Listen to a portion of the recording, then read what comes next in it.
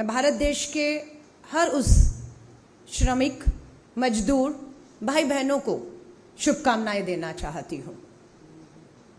और आज ही के दिन 1 मई को बढ़ती महंगाई, पूछना चाहते हैं बढ़ती महंगाई मोदी सरकार का उपहार या वार?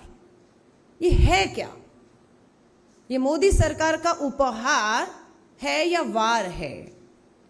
1 मार्च 2022 को कमर्शियल गैस सिलेंडर 19 किलोग्राम की कीमत 105 रुपए बढ़ाई गई। 1 मार्च 2022 को 105 रुपए।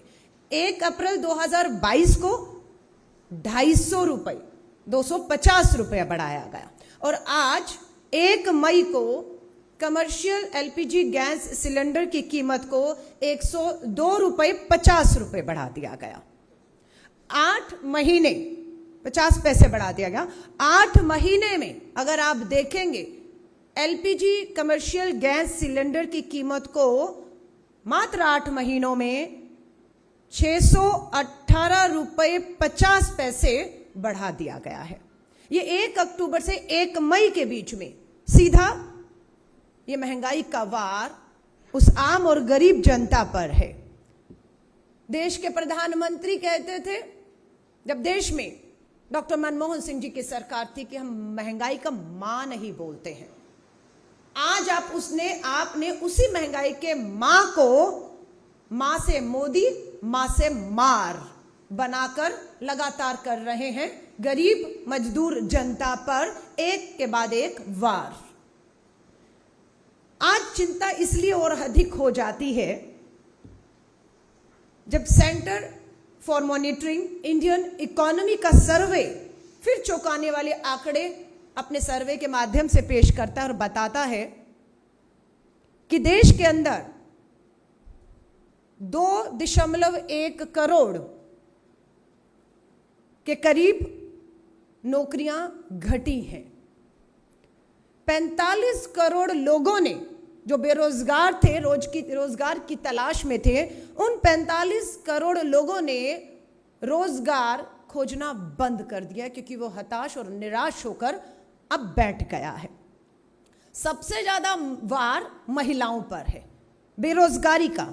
मात्र 9% इस देश की कुल महिलाओं की आबादी में 9% महिलाओं के पास ही अब रोजगार बचा है। 45 साल के रिकॉर्ड इस बेरोजगारी ने आप ही और हमारे सामने तोड़े। इस बेरोजगारी में लगातार महंगाई की मार, लोग एक और एक परेशानी से जूझ रहे हैं। उम्मीद की जाती है कि मोदी सरकार गंभीरता दिखाएगी।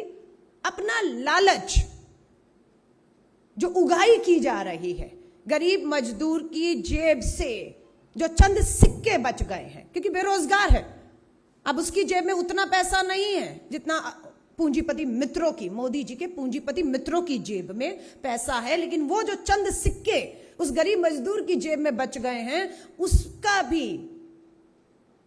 जेब में वो डाका डालकर उसे छीन लेना चाहते हैं। देश भर में आपदा से गुजर रहा है देश। ये मानव निर्मित आपदा है, ये मोदी निर्मित आपदा है कि आज देश में कोयले की भारी कमी महसूस की जा रही है। आज देश भर में 1 मई का महीना, गर्मी का महीना, लू और तप के बीच में लोगों को जो है बिजली की कटौती का सामना करना पड़ रहा है। 600 ट्रेनें, जो गरीब आदमी, वो हवाई चप्पल पहनने वाला, हवाई यात्राएं, हवाई जहाज तो आपका बिक गया सब कुछ। अब वो ट्रेन से भी जो सफर करता था, आपने 600 ट्रेनें बिना उन्हें बताए वो रद्द कर दी। मैं ये परेशानी बता रही हूं कि आम आदमी कहां कहां परेशान है और उसको राहत देने की बजाय, उसके जख्मों पर मलहम की बजाय उस पे नमक रगड़ने का काम केंद्र की भाजपा और मोदी सरकार कर रही है। Centre for monitoring Indian economy का सर्वे यह भी कहता है कि देश में आज 1 मई हम लोग अंतर्राष्ट्रीय मजदूर दिवस मना रहे हैं। ऐसे समय पर 40% जो कामगार थे 2017 में वो 22 में आकर वो कामगारों की संख्या देश में मात्र 40% रह गई है। यानी कि 2017 से 22 में देखेंगे तो 6% कामगारों के उसमें भी जो है वो गिरावट आई है। मैं वापस आ रही हूं, पेट्रोल डीजल के दाम कम होने का नाम नहीं ले रहे हैं। दोहराऊंगी, दोहराना जरूरी है। 70 साल में जो बार बार कहते हैं कांग्रेस ने क्या क्या, मैं दोहराना चाहूंगी और तब तक दोहराएंगे जब तक केंद्र की मोदी सरकार अपना लालच, अपनी उगाई को रोककर पेट्रोल और डीजल की एक्साइज को उसी स्तर पर नहीं लेकर आ जाती जो कांग्रेस के समय पर 2013 और 14 में थे। दोहरा रही हूं देश की जनता को याद दिलाने के लिए कि दिलाइए याद केंद्र की मोदी सरकार को, जो महंगाई पर वार करने की बजाय हमारे नेता श्री राहुल गांधी जी या कांग्रेस पे वार करना उनकी प्राथमिकताओं पर रहता है। 2013-14 में दोबारा याद दिला रही हूं, पेट्रोल पर एक्साइज ड्यूटी जो ली जाती थी वो 9 रुपए 48 पैसा थी। 9 रुपया 48 पैसा। आज वही पेट्रोल पे एक्साइज ड्यूटी के तौर पर केंद्र 27 रुपए 90 पैसे वसूल कर रहा है। कहां 9 रुपया और कहां 27 रुपया। डीजल पर फिर याद दिलाऊंगी कि जब कांग्रेस की सरकार थी 2013-14 में डीजल पे 3 रुपए 56 पैसा एक्साइज केंद्र की हमारी सरकार, मनमोहन सिंह जी सरकार लेते थे। लेकिन आज उसी डीजल पर एक्साइज ड्यूटी 21 रुपए 80 पैसे, कहां 3 रुपया और कहां 21 रुपया है। ये सीधे अगर कम करके डॉक्टर मनमोहन सिंह जी कांग्रेस की सरकार के समय पर जो एक्साइज थी वहां पर अगर लाया जाए तो लोगों को कितनी बड़ी राहत मिल सकती है, पर नियत नहीं है। आज LPG gas commercial cylinder, petrol diesel महंगा है, इसलिए डीजल महंगा है, मालवाहक ढोने वाली गाड़ियां महंगी है, वो महंगा है, तो उसके ऊपर जो कमर्शियल सिलेंडर जा रहा है वो महंगा है। हलवाई की दुकान हो, छोटा मोटा दुकानदार हो, पकोड़े तलने वाला ही मैं मान लूं, जो ग्रेजुएट बेचारा पकोड़े भी तलने गया है, वो कमर्शियल सिलेंडर उसको आज उसकी पहुंच से बाहर हो गया है। तेल महंगा, सिलेंडर महंगा, आज तो पकोड़े तलना भी महंगा हो गया है। आज एलपीजी गैस सिलेंडर की कीमत अगर मैं आपको बताऊं, सबसे ज्यादा दिल्ली की बात कहूं तो 2355 रुपए पहुंच चुका है एक 19 किलोग्राम का कमर्शियल गैस सिलेंडर। और वहीं पर चेन्नई में इसकी कीमत 2610 रुपए, 2610 रुपए 50 पैसे बढ़ चुकी है। इतनी असंवेदनशील सरकार मूक दर्शक बनी हुई है, तमाशबीन बनी हुई है। आज आप मीडिया वाले साथियों से कहूंगी, जब जब महंगाई का वार देश के ऊपर होता है, कांग्रेस अपनी जिम्मेदारियों को समझते हुए हर माध्यम से उस गरीब मजदूर, बेरोजगार तक अपनी आवाज पहुंचाकर ये भरोसा उसे दिलाना चाहती है कि वो इस मार में अकेले नहीं है। हम इस मार के वार को जो उन पे हो रहा है उसे महसूस कर रहे हैं, उसकी दर्द और पीड़ा को, और इसे लेकर कांग्रेस पूरी तरह से केंद्र की भाजपा सरकार के खिलाफ हर तरीके का मोर्चा हम संभालेंगे। मजबूर करेंगे केंद्र की सरकार को कि अपने पूंजीपति मित्रों की चिंता छोड़ दीजिए कुछ समय के लिए। आज आप सभी साथियों के माध्यम से एक बार फिर केंद्र की भाजपा सरकार, देश के प्रधानमंत्री नरेंद्र मोदी जी से हाथ जोड़ के निवेदन करते हैं, वो मां से महंगाई में जो मां है, वो उस मां की भी शायद आपको एक बार दोबारा याद दिला रहा होगा, जिस मां की आप कहते थे आंखें लकड़ी के चूल्हे से जल जो है वो अंधी हो रही है। ये महंगाई का मां आपको उस मां की याद दिलाए ताकि आप थोड़ा तरस खाएं। उज्ज्वला गैस योजना के तहत आपके दिए गए सिलेंडर आज खाली पड़े हुए हैं।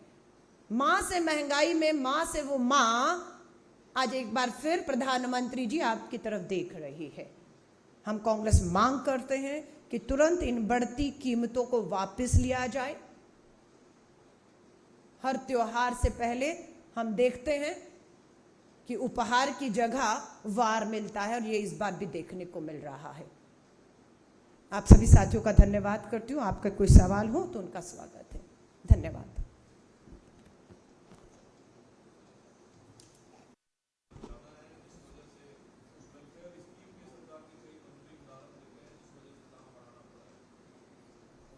देखिए, आप पत्रकार साथी हैं, पुरानी पत्रकारिता कर रहे हैं। कांग्रेस के समय में भी आपने कांग्रेस की सरकारों को, महंगाई को, अंतरराष्ट्रीय बाजार की कीमतों को कवर किया है।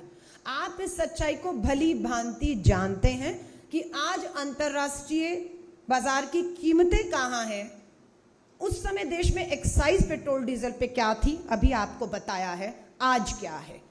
27 लाख करोड़ रुपया इस सरकार ने पिछले 8 सालों में उगाया है।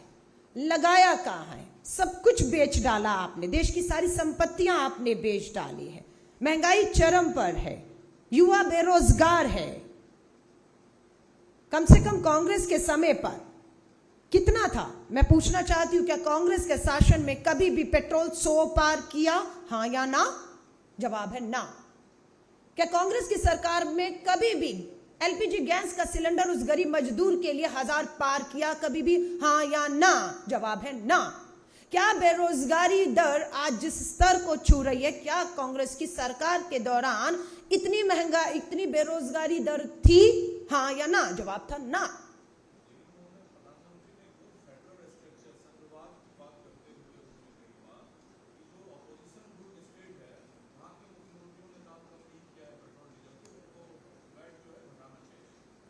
देखिए, कहते हैं ना, दूसरे को उपदेश देना बहुत आसान है। जरूरत है देश के प्रधानमंत्री जी, आप अपने और अपने राज्यों के मुख्यमंत्रियों को अपने गिरेबान में झांकने के लिए बोले, उदाहरण पेश करने के लिए बोलिए। आप एक्साइज कम करिए। आपके जो राज्य हैं, सबसे ज्यादा तो कहते हैं कांग्रेस तो मुक्त हो चुकी है, कांग्रेस खत्म हो चुकी है। फिर आप उम्मीद करते हैं कि हमारी जो सरकार है छत्तीसगढ़, राजस्थान में, वो कुछ नहीं कर रही। इसलिए, और यहां तक सुनने को आया 1947 में देश के प्रथम प्रधानमंत्री पंडित जवाहरलाल नेहरू जी का लाल किले पर दिया गया भाषण आज की महंगाई के लिए जिम्मेदार है। ये कैसे तर्क दिए जा रहे हैं? साफ सी बात है, केंद्र की भाजपा सरकार, मोदी सरकार के पास इस महंगाई को कम करने की कोई नीति या नियत नहीं है। यही एक कारण है कि आज पूरा देश महंगाई के वार को एक के बाद एक झेल रहा है। वो हताश है, वो निराश है, वो घर में सदमे में बैठा हुआ है। और खास तौर से मैं कहूंगी, बेरोजगारी वो आग है जिसके साथ ना खेला जाए तो बेहतर होगा, क्योंकि ये बेरोजगारी की उस आग में महंगाई का तेल डालने की कोशिश कर रहे हैं। बेरोजगारी की आग में महंगाई का आप तेल पेट्रोल की तरह काम कर रहा है। युवा जो है वो निराशा में, अभी एक सेना का भर्ती की इंतजार में एक युवा ने सेना में जाना है, देश की सेवा करनी है, भर्ती के इंतजार में हताश होकर उसने गलत कदम उठा लिया। आज ये प्रधानमंत्री जी को कहूंगी, इसकी गंभीरता को समझिए। ये वार महंगाई का आपको रोकना ही होगा, वरना देश में हालात जो बने उसके जिम्मेदार कोई और नहीं, केंद्र में बैठी भाजपा और मोदी सरकार है, जो इन एजेंडों से भटकाने के लिए आज मुद्दा महंगाई है, आज मुद्दा बेरोजगारी है, आज मुद्दा देश में मानव निर्मित आपदा है, जो मैं संकट आपके सामने बिजली, कोयले, सब चीजों का बता रही हूं। ऐसे समय पर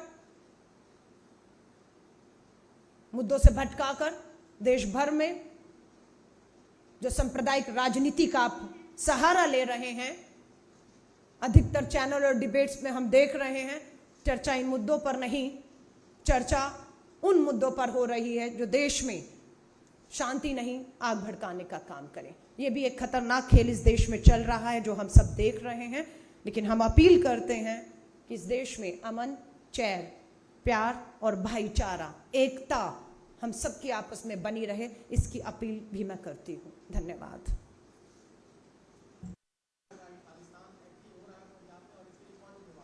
देखिए, इन पंजाब के चुनावों में मैं मीडिया पर भारी रही, पूरी तरह से ज़मीनी तौर पर मैं पंजाब चुनाव में थी।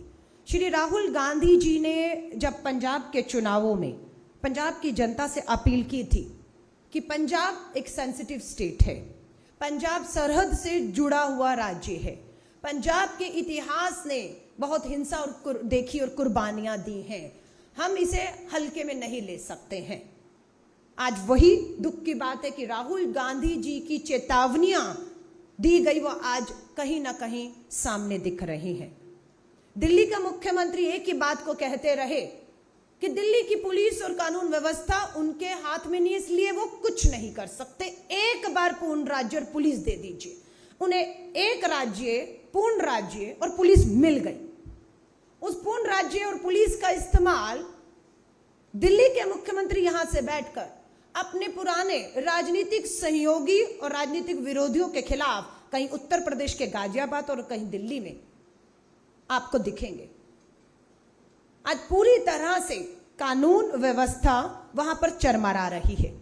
पंजाब के अंदर खालिस्तानी समर्थक वहां थे, वहां हैं, ये सब जानते हैं, चाहे केंद्र में बैठी खुफिया एजेंसीज हो और चाहे पंजाब में बैठी पुलिस हो, सब जानते हैं। और ये बात जिनकी सरकार है आम आदमी पार्टी की, वो भी जानते हैं।